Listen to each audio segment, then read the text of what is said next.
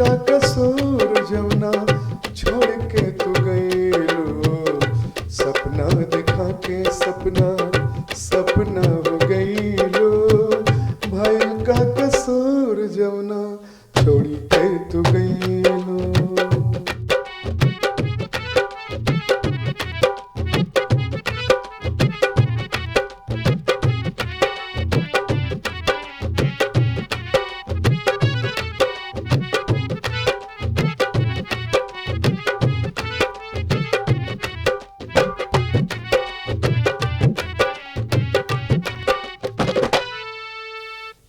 फोनवे पे बात कैलो हंस के हमसे रोज हो, सपना दिखा के सपना भइलो कठोर हो।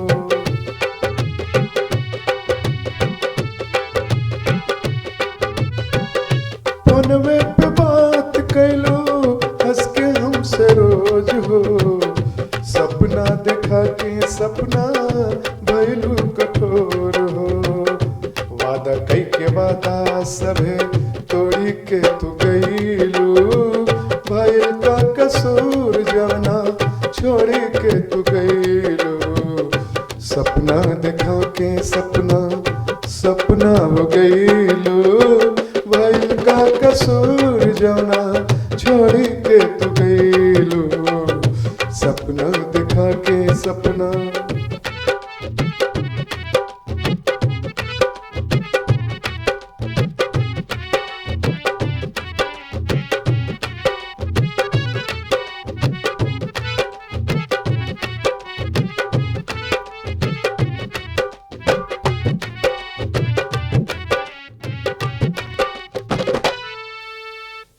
झूठा करार तोहार झूठ बाई वादा, पहले न जनली तोहर यह बाइरादा।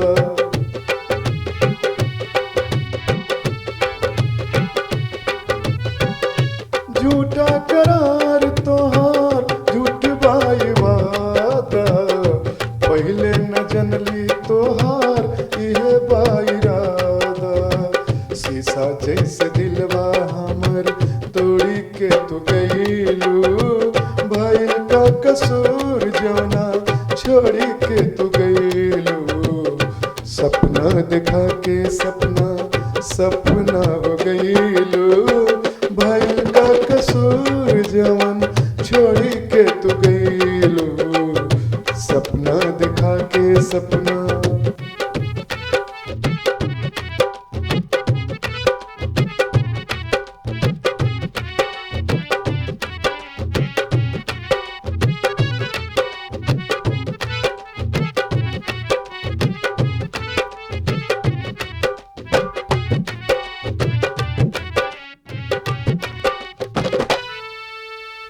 सपना देखलो सपना तोहर हैरानी, आइलो नाही काहे तोहर राह देखतानी।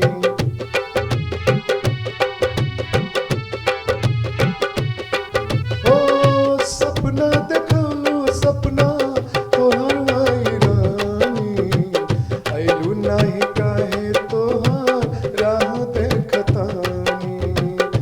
अपना बना के काहे पराया बनवलू, भइल का कसूर जवन छोड़ी के तू गईलू। सपना दिखा के सपना सपना हो गई।